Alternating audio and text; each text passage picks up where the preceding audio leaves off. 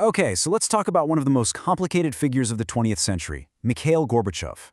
In the West, he won a Nobel Peace Prize for ending the Cold War, but in his own country, a lot of people still think of him as a traitor. He was the last leader of the Soviet Union, a man who tried to save an empire but ended up presiding over its total collapse. So how can one person's legacy be so completely different depending on who you ask? That's what we're going to unravel today, the Gorbachev paradox. And this, right here, gets straight to the heart of the whole thing. On one side, you've got the Western view. Gorbachev is a hero, right? A liberator who helped tear down the Berlin Wall and got a Nobel Peace Prize for his trouble. But then, you look at the Russian perspective, and you see a man blamed for the collapse of a superpower, a collapse that led to a decade of absolute economic chaos and national humiliation. It's like two totally different verdicts for the exact same man. So that really leads us to the big question we're digging into here. How is it possible for one person to be seen as both a hero and a traitor? How can the very same actions be celebrated as liberation by millions, but condemned as a betrayal by millions of others? It's a real puzzle, and that's what we're going to piece together. To get our heads around this, we're going to follow his whole story. We'll look at how this outsider managed to take power in the first place, then how he tried to open up the Iron Curtain with some really radical new policies. We'll see how those very policies, believe it or not, actually led to the empire's collapse. And finally, we'll look at the divided legacy he left behind, which is still being debated today. So, hero or traitor? Let's be really clear, this isn't just a simple difference of opinion. We're talking about two completely different realities, both born from the exact same series of events. To understand how that's even possible, we've got to go back to the beginning. To really get the man, you have to look at where he came from. See, Gorbachev was not your typical stuffy Kremlin leader, not at all. In a lot of ways, he was a total outsider who somehow climbed the ranks of a system he would eventually end up dismantling. His background alone made him stand out. He wasn't part of the old party elite. He was born to peasant farmers. He was whip-smart, earning a law degree when most of the leadership had engineering backgrounds. And get this, when he finally made it to the Politburo, the inner circle of power, he was the youngest guy in a room full of aging conservative hardliners. He was a genuine breath of fresh air and a sign of the massive changes to come. Now, a huge turning point for him came from doing something his predecessors almost never did. He actually traveled to Western Europe. And what he saw in places like Italy, France, and West Germany, it just blew his mind. It wasn't just the shops full of goods, it was the openness. People could actually criticize their government and not disappear. He later said it completely shook his lifelong belief that the Soviet system was superior. You can see the seeds of reform being planted right there. So, in 1985, after a string of old, sick leaders who kept dying in office, the Politburo made a pretty momentous choice. They picked the energetic, 54-year-old Gorbachev to be the new general secretary. Now, they hoped he would inject some new life into a stagnant system. What they didn't realize was that they just unleashed a full-blown revolution. And once he was in power, wow, Gorbachev did not waste any time. He immediately launched two signature policies, two Russian words that pretty much the whole world would soon know, glasnost and perestroika. First up was glasnost, which basically means openness. For the first time in, well, forever, it felt like, censorship was relaxed. Books that had been banned for decades were suddenly published. Dark secrets of the state were exposed. And people could actually say what they thought without constantly looking over their shoulder. I mean, this was a massive shift after 70 years of total control.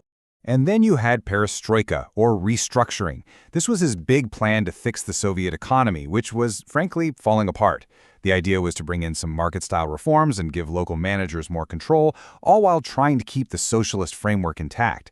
It was kind of like he was trying to rebuild the engine of a car while it was still speeding down the highway. Now, this is absolutely crucial to understand. Gorbachev wasn't trying to tear down the Soviet Union. He was a true believer in communism. He honestly thought these radical reforms were the only way the system could survive. His goal was to renovate the house, not burn it to the ground. And on the world stage, what he did was nothing short of historic. He held these incredible summits with Ronald Reagan to slash nuclear arsenals. He pulled the Soviet army out of that disastrous, endless war in Afghanistan. And maybe most importantly, when the people of Eastern Europe rose up in 1989, he kept the tanks in their barracks. He let the Berlin Wall fall, and he allowed Germany to reunify peacefully. This is the Gorbachev the West fell in love with. But here's the twist. The very forces of change he had unleashed, they soon began to spin wildly, completely out of his control. His attempt to reform the empire from the top down ended up triggering its complete and total collapse. And this is really the central irony of his entire rule. Glasnost, openness, gave a voice to all these nationalist movements that had been suppressed for decades in the 15 Soviet republics. And perestroika, restructuring, weakened the Kremlin's iron grip. So instead of making the Union stronger, his policies actually handed places like Lithuania, Georgia, and Ukraine the tools and the courage to demand their independence. And the speed of it all was just breathtaking. I mean, think about it. In 1989, the Berlin Wall falls. Just 2 years later, by December 1991, the Soviet Union itself is gone. Poof. In between all that, you have a failed military coup and an empire literally breaking apart at the seams. Events were just moving way too fast for anyone, including Gorbachev, to steer the ship. The real nail in the coffin was the August coup in 1991. Old-school communist hardliners were horrified by his reforms, so they tried to seize power and turn back the clock. But the coup failed, mostly because of the defiant stand of Gorbachev's biggest rival, Boris Yeltsin, who famously climbed onto a tank to rally the people. Gorbachev was put back in power, but everyone knew his authority was completely shattered. And so, on Christmas Day, 1991, of all days, Gorbachev went on national television and announced his resignation. With those words, the Union of Soviet Socialist Republics, a global superpower for half a century, officially ceased to exist. And the craziest part? The whole thing dissolved against his wishes. It wasn't what he wanted at all. Which brings us right back to where we started, to the two Gorbachevs, the hero celebrated in the West and the traitor despised by many at home. So how do we possibly reconcile these two completely different legacies? Well, what's the final verdict inside Russia? A poll from 2017 makes it painfully clear. A staggering 46% of Russians have a negative view of Gorbachev. Only 15% see him in a positive light. And why is that? Well, for so many people there, the 1990s weren't about freedom. They were about economic collapse, watching their life savings evaporate, and the deep humiliation of seeing their country go from a superpower to a global basket case.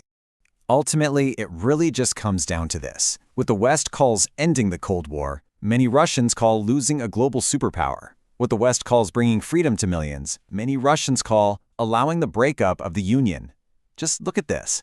Every single item that's seen as a historic triumph from the Western perspective is viewed as a national tragedy from the Russian one. So in the end, we're left with this massive question. Was Gorbachev just a tragic figure who made a noble attempt to fix an unfixable system, a plan that was doomed from the start? Or was he a liberator whose actions, whether he intended them or not, ended up freeing hundreds of millions of people, but at the cost of his own country's empire? His legacy, it seems, will forever be trapped right there, inside that paradox.